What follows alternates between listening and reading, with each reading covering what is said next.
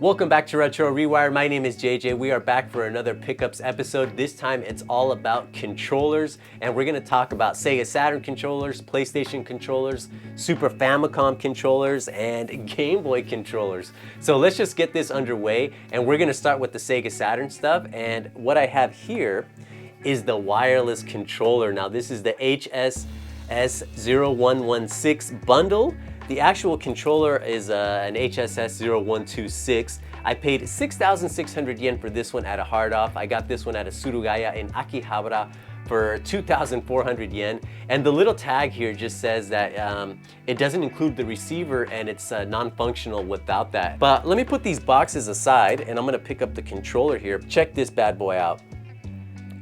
This thing has such a great design, and it requires two AA batteries here. And here we have like our little toggle switch. You can connect up to two controllers, and it also connects your TV. And I actually haven't tried it myself, but I have seen some YouTube videos when I was doing my research on this after I had picked one up. And I believe it's still functional with a few HD TVs. It has a really good weight, and compared to like the original one, it's actually a little bit bulkier. So if you have a little bit bigger hands, it can be, what I feel, slightly more comfortable. Not like a night and day difference, but just you know, a small degree of more comfort. And that also goes for like the D-pad. I didn't think that the D-pad could get any better on the Sega Saturn controller, the original one, but I feel this one is slightly better, just by a tiny bit. But this is a great controller, and they both function without any issues. But the one thing, because it is an infrared controller, it has like a smaller range. It's not like Bluetooth, so if you're playing like this for whatever reason, you will lose communication with the receiver, which I have right here. This thing is a little bit of a wart that just kind of sticks out. And it actually hangs a little bit, not too much, but I have my Sega Saturn on like little risers, these little rubber feet, so it's not really too much big of a deal. But very cool to have these controllers, and you know, since getting these are the primary controllers that I use now when I'm not using my joystick, because I do love using a joystick. But these things, got two of them, freaking awesome. So if you're doing some game hunting in Japan or in the States, or I believe Europe also got a release of these in an all black version, you should definitely consider those controllers. So let's go ahead and move on to the next one. I have an ASCII Grip X. Look at that. Let the camera focus there. Now this one is coming in at 1,200. I picked this up in Osaka at a Surugaya, and I actually haven't even opened it. So let me get my trusty blade. And all right, look at this. I wonder if this was like new. I really doubt that, but look at this thing. The Grip X, and look, it has B and C buttons that are colored. The B and C buttons are colored. I guess these match the color scheme that we have here on this controller. But I wonder, I don't know. I'm gonna have to try this out like on a first-person shooter. I have Alien Trilogy, so maybe I think that's where this one would be perhaps most comfortable, or it would make most sense. But this thing is really funky. I guess it's not used because it has a little bit of scuffs on it, but nothing that's like super noticeable. But I don't know, what do you guys think about this thing? I actually haven't used it because I was saving it for this like this reveal unboxing of controllers. Now, to my understanding, this is also available on the PlayStation. I don't know if the N64 got some Grip X love, but I'm definitely very curious about this one. So I'm gonna set this aside, and then I have another controller for the Sega Saturn, and guys, this one is actually new old stock, and it has such a crazy design. Now this is from Vic Tokai. Look at this thing, holding it upside down. Oh my goodness, it has a one-touch auto mode, but look at that funky design. Now, like I said, this is new old stock, coming in at 2,500 yen. I picked this up in Akihabara at Friends. And where's my blade? let's just pop this guy open and have a look. Has a funky retro smell, but yeah, this bad boy is definitely new. Look at this. This thing has such a crazy design, and honestly, this is the whole reason why I mainly picked it up, just because I was just so, you know, surprised by it.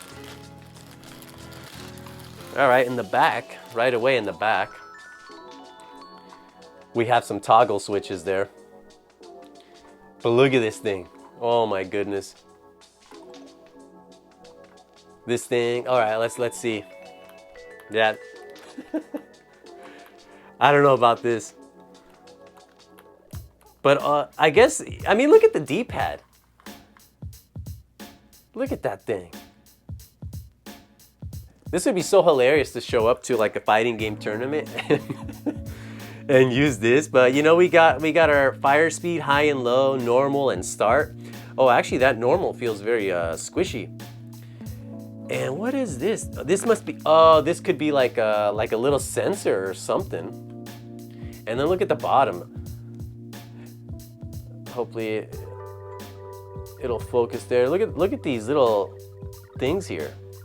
It's just part of the design, but let me give it the smell test. It has like a an old but new rubbery type of smell. It doesn't necessarily stink, but it just smells like rubbery. But I don't know. Right off the bat, this thing is crazy. And then I have no idea what these little look at these little notches, these little things up at the top. It could be related to like the auto fire, but it even has, okay, it has auto, and then one of the toggle switches in the back is a slow-mo. But let me see, I don't want to break this thing. Oh yeah, these are they're little switches, and they must be for turbo. Oh man, I'm looking forward to using this, but you know, first impressions, holding this thing, forget about it, nah. But it's such a funky design. Look at that thing. So crazy. I gotta give them points for creativity there. But let me set this thing aside. And okay, that's pretty much all the Sega Saturn controllers that I have. So let's go ahead and switch gears and take a look at some PlayStation controllers. Now the first one is actually a tiny little thing, which I have featured on the channel before, but it kind of makes sense to do it again here, which is this little HORI. Look at this. This is officially the HORI pocket controller. And let's see if I have something as a frame of reference here. We got my 3DS. Look how tiny this thing is. And it actually features all, just kind of looking off to the side there, but it features all 8 buttons. And you know, I found this one in the junk section at a hard off in Saitama. And it was actually quite dirty, but I cleaned it up. I took it all apart, cleaned it up, did the whole soap and water thing. It works great. And it was actually a controller that I was finding myself using for a few months. But look at this thing, it's just so tiny. And I actually use it with my PlayStation 1. It just kind of makes sense, you know. But this is a great little controller, and another thing about it is I actually ended up getting another one. It's slightly larger, mind you, but it's for the PlayStation 2, and it's gonna be this thing. Look at this. Together, these things, oh my goodness. Now this one doesn't have the vibration feature, but it does have the analog sticks, obviously, but look at this thing too. Now this one I picked up for like 2,000 yen at a hard off in Chiba. And it has turbo functionality, it has the analog support as you saw there, and it has all the buttons. And I remember using this one and it wasn't very comfortable. I mean, look at that D-pad. Look at that thing. That's just a lot of things wrong there. But definitely an interesting little controller. Both of those are very interesting. Out of the two, this is definitely the superior one. And I haven't seen this one, I haven't seen it as of late. I think the last time I saw it was over a year ago at Guru Guru Adventure as a place that I was filming at. But anyhow, those are like the little mini controllers that I have. Let's go ahead and move on to the next one, which is the SunStation pad. This is another funky one by SunSoft. And this is actually, there is a variant that is available for the Sega Saturn, and I got this at a Surugaya in Akihabara for 770 yen. Let me just pull it out here. Here's the beast in question. Look at this thing. Look at that funky color. And there's just kind of the back. SunSoft, you know, they have a number of awesome games. But yeah, right away, I know why. It's just like, it doesn't fit well in my hands. And I don't, mind you, I don't have like large hands, but just something about it. It just kind of like, I want to say it's like this whole side bit right here. Like, it's hard for my hands to just like feel comfortable. Especially if you're hitting the, look at the top buttons there. But if you're hitting the R2, L2, it like really stretches out my hands. And I'm not really digging it. It's such a funky design. But because of the design, you know, I was actually so curious about it, and that's why I picked it up. But it's not one that I often use, but you know, it's a part of the collection. If anything, it's a little bit of a showpiece. But there's that. And then the final PlayStation controller that I have is gonna be the NeGcon. Now this is the third variant. Look at this thing. Oh man, and I actually recently picked this up, and I gotta say, these buttons, especially the red, the 1 and the 2 button, that's like therapeutic, man. You could just be sitting there, just pressing it down. The springs that are on these things are just so comfortable. And the same goes for like for the triggers here. And like I said, I recently picked this up. I got it at a Surugaya, at the same one that I got the wireless, I'm looking at it in the bottom there, the wireless Sega Saturn pad in Akihabara. Now this was at a Surugaya, and it was 4,000 yen, and I just had to get it because I've seen it before. And usually the one that I see is the original one, which is actually slightly larger, and it's actually like a, I don't know if it's white, but just like a whitish type of color. But this one is just more sleek. And look at the D-pad on that. It doesn't look very comfortable, but it actually, I don't mind it. It actually is kind of comfortable, and I'm definitely looking forward to playing some Ridge Racer and testing this bad boy out. And I believe it's also compatible with select PlayStation 2 games. The only one that I saw that was officially on lists on online lists was Ridge Racer 5. Go figure, huh? Namco, but yeah, I'm looking forward to playing this, or to using this in action, and hopefully it lives up to the expectations that I have for it. But yeah, that's the NeGcon. Pretty awesome controller.